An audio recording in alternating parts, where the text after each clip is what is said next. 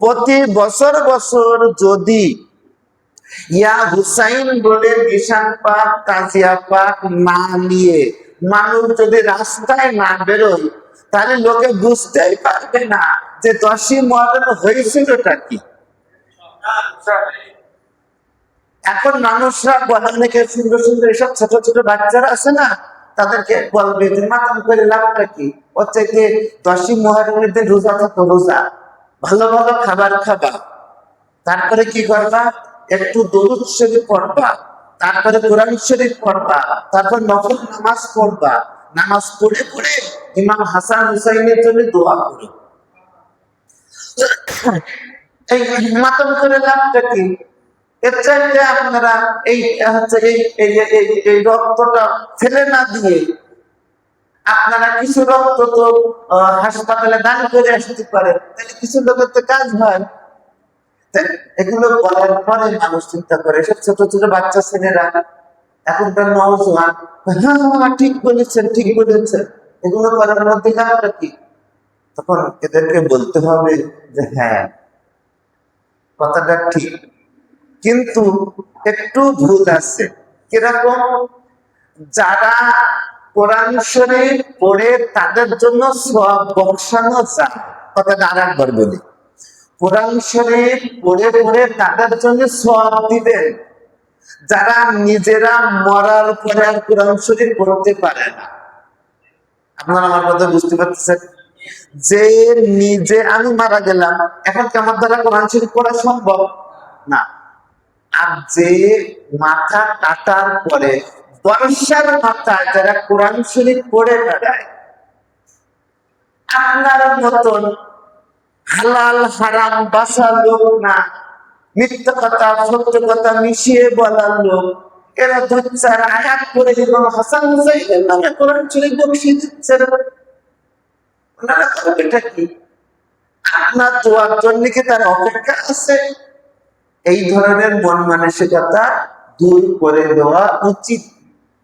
যারা বর্ষার মাথায় কাটা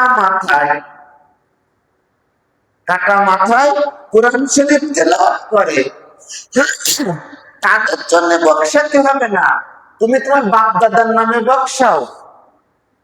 10ই মুহররমের দিন, আশুরা পাকের দিন, মুহররমের সময় যদি মুহররম না করো, ঘরে বসে যদি এসির মধ্যে বসে বসে তোমরা দোয়া দরুদ পড়ো, তাহলে লোকে জানবে কি করে ইয়াজিদ কি ছিল, হুসাইন কে ছিল? হ্যাঁ, পানি কেন বন্ধ করেছিল, কেন বন্ধ করেছিল, কাদেরকে বন্ধ করেছিল? তখন এই কথাগুলো আলোচনা হবে। তাতে করে আলোচনাটাকে আড়াল করার জন্যে, ইয়াজিদকে বাঁচানোর জন্যে কিছু মুসল্লি, খুব ভালো ভালো মৌলবী টাইপের লোক, তারা এইগুলো বলে যে এই কাজগুলো করেন তাহলে হাসান হুসাইনের উপকার হবে। আপনারা যা খোঁজে মাতম করতেছেন, এগুলো দিয়ে কোনো লাভ আছে? হ্যাঁ লাভ আছে কিনা আছে শুনে রাখো। একটা কথা মনে রাখবেন, এই যে রক্ত আপনারা কেউ দিচ্ছেন কিনা আমি জানি না, আমি রক্ত দিয়েছি। এখান থেকে কাটলে কিন্তু যে রক্তটা বেরোয়, এই রক্ত মানুষের কোনো কাজে লাগে না। শরীরের সব রক্ত কিন্তু রক্ত দেওয়া যায় না। রক্ত দিতে হয় ভালো রক্ত অসুস্থ রোগীর জন্য দেওয়া যায়, আবার তার সাথে মিলবে কিনা সেটাও একটা ব্যাপার থাকে।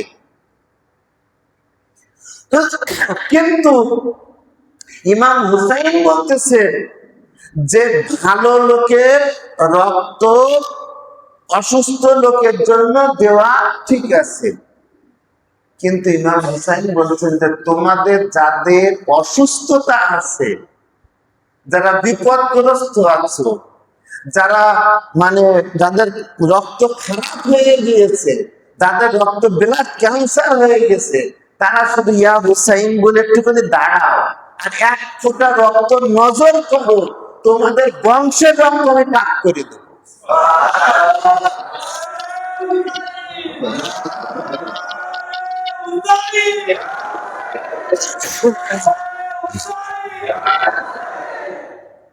তো এখন ঘটনাটা হচ্ছে এই, আমি আজকে এই কথাগুলো কেন বলছি, এই কথাগুলো বলার একটা কারণ হচ্ছে এই, আজকে যিনি ওরস পাক পালন করছেন, এনার ওরস পাকটা হচ্ছে ইমাম হুসাইনের জন্য সম্পূর্ণ তিনি উজাড় করে দিয়েছেন। আজকে আমরা আঞ্জুমানে কাদরিয়াকে